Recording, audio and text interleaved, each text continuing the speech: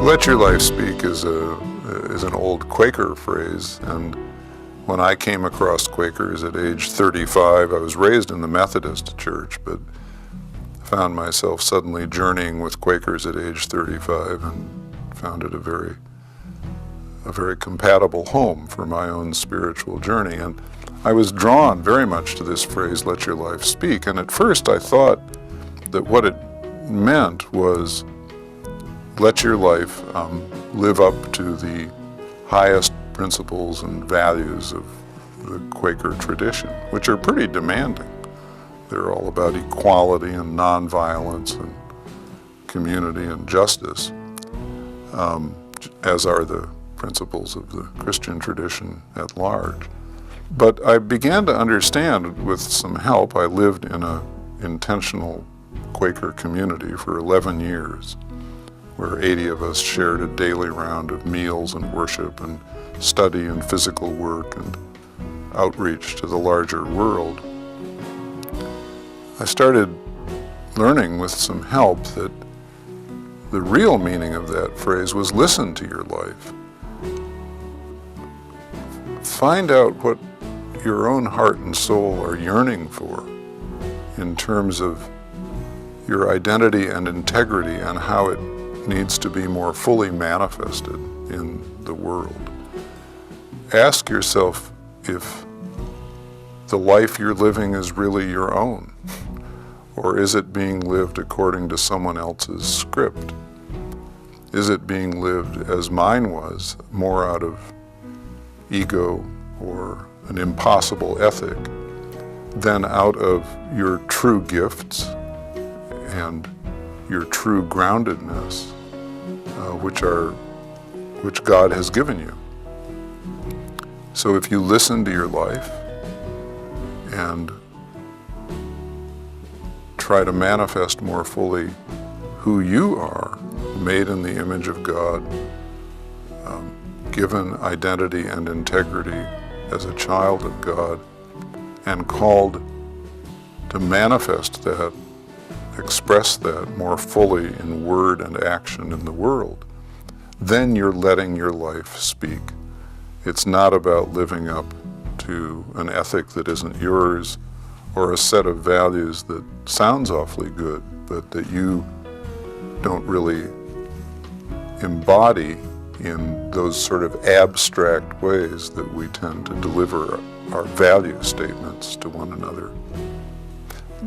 There's a little Hasidic tale that often speaks to me about this, where the disciple comes to the rabbi and he says, "Rabbi, what must I do to become more like Moses before I die?"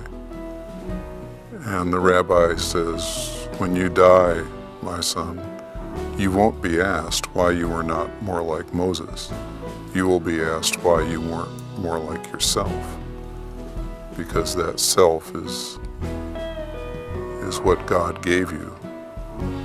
And the life journey is about expressing that more fully and more honestly in the world. And of course, as you express yourself in the world, yourself is also transformed, because we are relational creatures, we are communal creatures, and we influence and help shape each other. That's another way, it seems to me, that God works in our lives. It's been interesting to me. I like to read science, at least popular science, and it's been interesting to me that in recent years,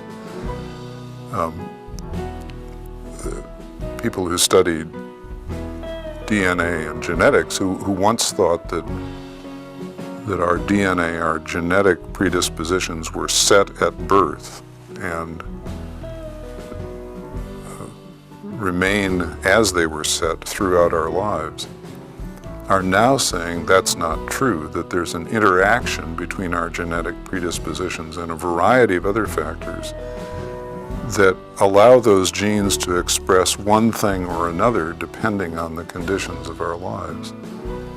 And I think that it's much like that with what Thomas Merton called true self, that there's a nub of humanity in each of us, a being in human being that is God-given, and it expresses itself variously as we open ourselves to experiences that are either life-giving or death-dealing.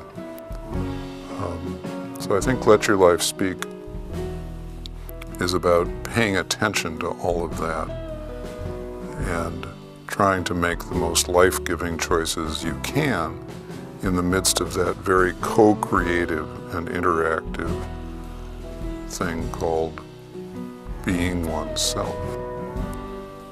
Can you be full of yourself without being full of yourself? Yeah, I think if any one of us is fully him or herself, it's impossible to be full of yourself. At least it is for me, because being fully myself means acknowledging my many frailties, limitations, embracing my failures, accepting the fact that I have lived and doubtless will again live some of my life in darkness, not light.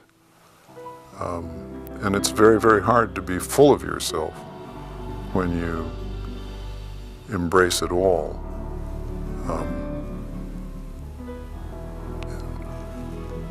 Why did God put the tree in a garden? So they'd have apples?